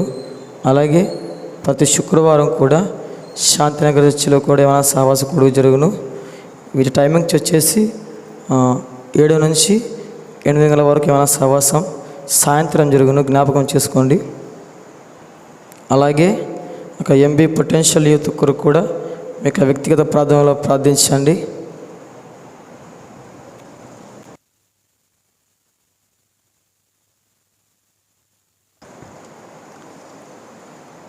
అలాగే మన చుట్టుపక్కల ఉన్నటువంటి విద్యార్థులు కానివ్వండి, డిఎస్సి కోసం ప్రిపరేషన్ అవుతున్నారు, వారి కోసం కూడా మీ యొక్క వ్యక్తిగత ప్రార్థనలో ప్రార్థించండి.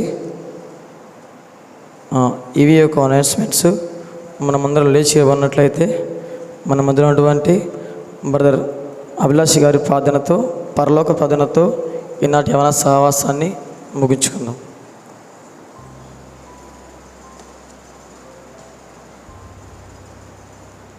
ప్రార్థన చేసుకుందాం. మమ్మల్ని ఎంతగానో ప్రేమించిన మా పరలోకపు తండ్రి, మీకు వందనాలు చెల్లిస్తున్నాం. మరొకసారి మీ పాదాల చెంతకు రావడానికి మీరు సహాయం చేసినందుకు మీకు వందనాలు, మీకు స్తోత్రాలు చెల్లిస్తూ మీరు చేసిన సహాయాన్ని బట్టి చూస్తున్నాం. ఈ యూత్ ఫెలోషిప్ అంతా కూడా ఆది నుంచి అంతవరకు చక్కగా జరిగిస్తూ వచ్చారు. పాటల ద్వారా మిమ్మల్ని స్తుతించగలిగాం, పాటల ద్వారా మిమ్మల్ని ఆరాధించగలిగాం. అందుని బట్టి మిమ్మల్ని ఆరాధిస్తున్నాం. ముఖ్యంగా వాక్యం ద్వారా మాతో మీరు మాట్లాడినందుకు మీకు వందనాలు చెల్లిస్తున్నాం. విన్న వాక్యాన్ని విని విడిచిపెట్టకుండా మీ వాక్యానుసారంగా జీవించడానికి సహాయం చేయమని వేడుకుంటున్నాం. ప్రభా, ఇచ్చిన కానుకలు దీవించండి. ప్రతి రూపాయి కూడా మీ సేవకై వాడబడ్డానికి సహాయం చేయండి. ఆ విధంగా కమిటీకి కావాల్సిన సహాయాన్ని దయచేయండి, కమిటీకి కావాల్సిన జ్ఞానాన్ని దయచేయమని వేడుకుంటున్నాం. ముఖ్యంగా మా యూత్ ఫెలోషిప్ని అంతటిని దీవించండి. మా యూత్ ఫెలోషిప్లో ఉన్న ప్రతి సభ్యుని జ్ఞాపకం చేసుకునండి. మా ప్రతి అవసరతను తీర్చండి, ప్రతి అక్కర్ను తీర్చండి. దేవ, మేము మీలో స్థిరంగా నిలబడడానికి, సంతోషంగా ఉండటానికి, దేవ, మేము అందరికీ మాదిరికరమైన జీవితాన్ని జీవించడానికి మా యూత్ ఫెలోషిప్ని మీరు బ్లెస్ చేయమని మేము వేడుకుంటున్నాం. అంతేకాకుండా ప్రభావ డిఎస్సి ఎగ్జామ్స్ కోసం ప్రిపేర్ అవుతున్న వారందరి కోసం ప్రార్థన చేస్తున్నాం, సహాయం చేయండి. దేవ, అప్కమింగ్ ఎగ్జామ్ రాస్తున్న వారందరి కోసం ప్రార్థన చేస్తున్నాం. చక్కగా ఎగ్జామ్స్ రాయడానికి కృప చూపించండి, కావాల్సిన జ్ఞానాన్ని ఇవ్వండి, జ్ఞాపక శక్తిని దయచేయండి. చక్కగా ఎగ్జామ్లో చక్కటి ప్రజెంటేషన్ ఇవ్వడానికి సహాయం చేయమని వేడుకుంటున్నాం. అంతేకాకుండా ఇంతవరకు ఎగ్జామ్స్ రాసిన వారందరిని బట్టి మిమ్మల్ని స్తుతిస్తాను. చక్కగా రాయడానికి మీరు కృప చూపిస్తూ వచ్చారు, సహాయం చేస్తూ వచ్చారు, అందుని బట్టి స్తుతిస్తూ, అలాగే వాళ్ళ రిజల్ట్స్ విషయంలో కూడా సహాయం చేయండి. మంచి రిజల్ట్ని అనుగ్రహించండి. మీ నామం మహింపరిచే విధంగా, మీ నామంను గణపరిచే విధంగా వాళ్ళకి మంచి రిజల్ట్ని అనుగ్రహించమని మేము వేడుకుంటున్నాం. ఇంకా యూత్ ఫెలోషిప్లో ఉన్న చాలామంది అనారోగ్యాలతోనే ఉన్నారు, ఇబ్బందులతోనే ఉన్నారు, కష్టాలతోనే ఉన్నారు, ఫ్యామిలీ ఇష్యూస్తో ఉన్నారు, ఫినాన్షియల్ ప్రాబ్లమ్స్తో ఉన్నారు. ఎవరికి చెప్పుకోలేని స్థితుల్లో మా యూత్ ఫెలోషిప్లో ఉన్న సభ్యులు బాధపడుతూ ఉన్నారు. వాళ్ళందరినీ జ్ఞాపకం చేసుకురండి. ఉద్యోగం లేని వారికి ఉద్యోగాలను ఇవ్వండి, అనారోగ్యంతో ఉన్న వారికి మంచి ఆరోగ్యాన్ని ఇవ్వండి. దేవా, ఇబ్బందులతోనూ సతమవుతున్న వారిని మీరు ఆదరించండి, ప్రేమించండి. దేవా, కుటుంబాలకి ఆదరణ దయచేయమని వేడుకుంటున్నాం. మరొకసారి కమిటీని అంతటినీ జ్ఞాపకం చేసుకురండి. చక్కగా కమిటీ చక్కటి నిర్ణయాలు తీసుకొని దేవ యూత్ ఫెలోషిప్ అభివృద్ధి కోసం దేవ మంచి కార్యక్రమాలు జరపడానికి సహాయం చేయండి. మేమందరం కూడా ఎన్హాన్స్ అవ్వడానికి, అభివృద్ధి పొందటానికి, అనేక మంది యాడ్ అవ్వటానికి సహాయం చేయమని వేడుకుంటున్నాం. మా యూత్ ఫెలోషిప్ని మీరు బ్లెస్ చేయండి. మా యూత్ ఫెలోషిప్ని మీరు అంచెంచెలుగా ఎదిగించండి. అనేక మందికి మేము మాదిరిగా, ఎమ్మిగనూరు ప్రాంతాన్ని అంతటికి ఒక మాదిరికరమైన యూత్ ఫెలోషిప్గా మేము ఉండటానికి సహాయం చేయండి. వచ్చిన వారందరిని బట్టి స్తుతిస్తూ, ఇంతవరకు మాకు తోడుని నడిపించినందుకే మీకు వందనాలు, మీకు స్తోత్రాలు చెల్లిస్తూ, మీకే వందనాలు, మీకు స్తోత్రాలు చెల్లిస్తూ యేసు నామమున ప్రార్థించి అడిగి పెట్టుకుంటున్నాం మా గొప్ప తండ్రి, ఆమెన్. పరలోకమందున మా తండ్రి, నీ నామం పరిశుద్ధ పరచబడను గాక, నీ రాజ్యం మాకు వచ్చుగాక, నీ చిత్తం పరలోకమందు నెరవేరినట్టు భూమి మీద నెరవేరును గాక. మాకు కావాల్సిన అనుదిన ఆహారం నేడు మాకు దయచేయండి. మరొకరు క్షమించిన ప్రకారం మరొకరు క్షమించండి. మమ్మల్ని శోధనలు ఎత్తాక దృష్టి నుంచి తప్పించండి. ఎందుకంటే రాజ్యము, బలము, మహిమ నిరంతరం మీరు నా తండ్రి, ఆమెన్. అందరికీ వందనాలు.